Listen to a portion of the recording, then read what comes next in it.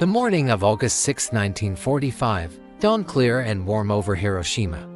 Children were on their way to school, workers were heading to their factories, and shopkeepers were opening their doors. The city was alive with the ordinary rhythms of life. I'm aware that in a few moments, their world, and the world at large, would be forever changed. At 8:15 a.m., a blinding flash of light erupted in the sky, brighter than 1,000 suns. It was followed by a wave of heat so intense it vaporized people in an instant, leaving only their shadows etched onto stone. Then came the blast, a monstrous roar that flattened buildings for miles, and a mushroom cloud that climbed into the heavens, casting a dark, ominous shadow over a city that had ceased to exist, as it was just moments before. This wasn't a conventional attack. This was the dawn of the atomic age. The bomb, nicknamed Little Boy, was a weapon of unprecedented power. Dropped from the Enola Gay, it detonated about 2,000 feet above the city, maximizing its destructive force. In that single, horrifying moment, an estimated 80,000 people were killed instantly. Homes, schools, temples, and entire culture built over centuries was reduced to rubble and ash. Survivors who were further from the epicenter faced a different kind of horror. They were severely burned, blinded, and battered by flying debris. They wandered through the smoldering ruins, dazed and disoriented, searching for loved ones in a landscape that was unrecognizable, a hellscape on Earth. One survivor, a young girl at the time, later recalled looking for her mother. She described walking through streets filled with ghost-like figures, their skin peeling off in sheets, their clothes burned away. The air was thick with the smell of burning and the cries of the injured. Rivers were choked with the bodies of those who had jumped in to escape the flames, only to find no relief. This was the immediate aftermath, a scene of unimaginable suffering. But the pain of Hiroshima was far from over. Just 3 days later, on August 9th, the nightmare repeated itself. The city of Nagasaki, a bustling port with a rich history of international trade, became the second target. The bomb, Fat Man, was even more powerful than the one dropped on Hiroshima. Though the city's hilly terrain partially contained the blast, the destruction was still catastrophic. An industrial valley was completely obliterated. Another 40,000 people lost their lives in the blink of an eye. The world now had two examples of this new, terrible power. The combined shock of these attacks would lead to Japan's surrender just days later, ending World War II. But for the people of Hiroshima and Nagasaki, the end of the war was the beginning of a lifelong struggle. They became known as the Hibakusha, which translates to explosion-affected people. They carried not just the visible scars of their injuries, but invisible ones as well. A new, terrifying illness began to emerge: radiation sickness. People who had seemed to survive the blast unscathed began to experience hair loss, fever, and internal bleeding. Many would succumb to these effects in the weeks, months, and years that followed. The long-term consequences were devastating. Cancers, like leukemia, appeared at alarmingly high rates. Children were born with birth defects. The Hibakusha lived in constant fear of what the invisible poison of radiation was doing to their bodies and to their children, beyond the physical suffering.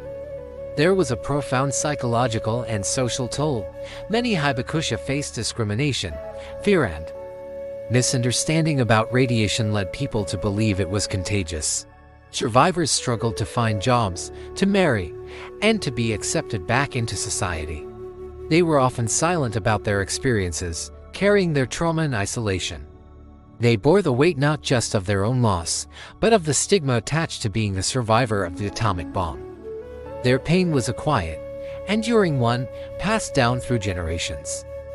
Among the countless stories of loss, one has become a global symbol of peace: the story of Sadako Sasaki. She was just 2 years old when the bomb fell on Hiroshima. She survived without any apparent injuries, but a decade later, she was diagnosed with leukemia, the bomb disease. While in the hospital, Sadako began folding paper cranes. Inspired by a Japanese legend that promises a wish to anyone who folds 1,000, her wish was simple: to live. She folded crane after crane with unwavering hope. Though she passed away before reaching her goal, her classmates finished the remaining cranes in her honor. Her story transformed the paper crane into a powerful international symbol of peace and a prayer for a world without nuclear weapons. Today, millions of paper cranes from all over the world are sent to the Children's Peace Monument in Hiroshima, a testament to Sadako's enduring spirit and the collective hope for a better future. Visiting the peace parks and museums in Hiroshima and Nagasaki today is a deeply moving experience. The bomb dome in Hiroshima, the skeletal remains of what was once the Prefectural Industrial Promotion Hall, stands as a stark and silent witness. It was one of the few structures left standing near the hypocenter. It was preserved in its ruined state as a permanent reminder, a warning to all of humanity about the destructive power we possess. Inside the museums, you see the personal artifacts left behind: a melted tricycle, a scorched lunchbox still containing a child's carbonized meal, a watch stopped at exactly 8:15. These objects tell the human stories behind the staggering statistics. They connect us to the individuals, the families, the lives that were shattered. They force us to look beyond the geopolitical context of war and confront the real, human cost. The legacy of Hiroshima and Nagasaki is a dual one. It is a story of immense pain, loss, and the darkest capabilities of humankind, but it is also a story of incredible resilience, hope, and a passionate, enduring call for peace. The Hibakusha, who suffered so greatly, have become some of the world's most powerful advocates for nuclear disarmament. They have traveled the globe, sharing their testimonies not for revenge, but to ensure that no one else ever has to experience what they went through.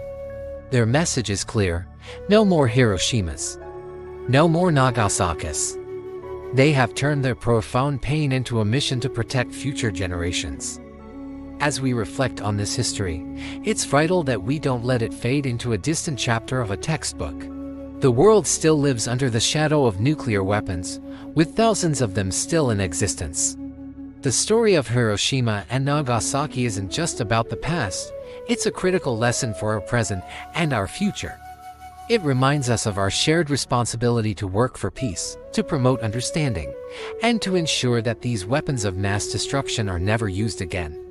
The pain of 1945 must serve as our constant guide towards a more compassionate and secure world for all. Let's remember the lessons learned from the ashes, and let's honor the victims by choosing peace. Thank you so much for joining me to explore this important and solemn topic. If this story moved you, please consider liking this video and subscribing to the channel for more content that delves into our shared history. Your support helps us continue to tell these vital stories. Until next time, take care.